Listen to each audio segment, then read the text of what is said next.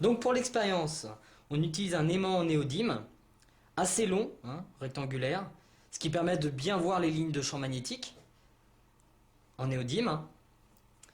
De la limaille de fer, donc toute simple. Hein. On voit bien que l'aimant réagit bien avec la limaille de fer. Alors, je vais le montrer plus en évidence. Voilà. Voilà. Une feuille de papier rigide, un petit peu rigide pour pouvoir récupérer la limaille de fer par la suite.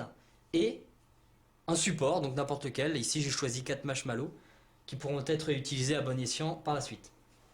Voilà. Donc, la feuille de papier, je l'ai pliée en 4, comme ceci. Donc là, on va prendre cette feuille qui est déjà pliée, qui va me permettre de récupérer la limaille de fer après. Donc on place les 4 marshmallows comme ceci. Ça tient bien. L'aimant, pôle nord ou pôle sud, hein, peu importe.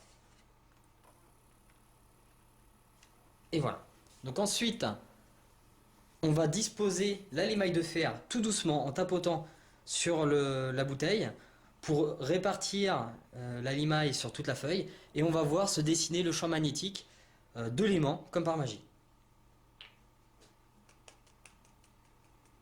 Donc on tapote tout doucement pour pas que la limaille de fer ne tombe trop vite. Voilà. Donc déjà on voit que certaines limailles de fer s'orientent sur le champ magnétique. Donc là déjà on voit le pôle nord et le pôle sud de l'aimant se former. Hein. Ah, j'avais fait trop bien tomber. Donc vraiment tout doucement pour que le champ magnétique soit vraiment sympa. Vous voyez, hein, c'est une expérience qui est facile à faire.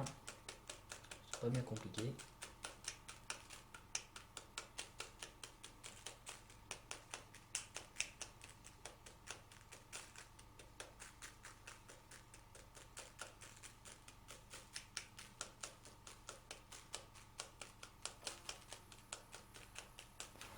Donc là, on voit bien que le champ magnétique s'est formé.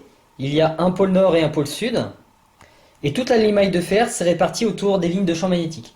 Donc là, le long de l'aimant, les lignes sont quasiment rectilignes. Et sur les côtés, ça fait une boucle, un peu à la manière du bouclier magnétique terrestre, qui part du pôle nord au pôle sud en faisant une grande boucle dans l'espace.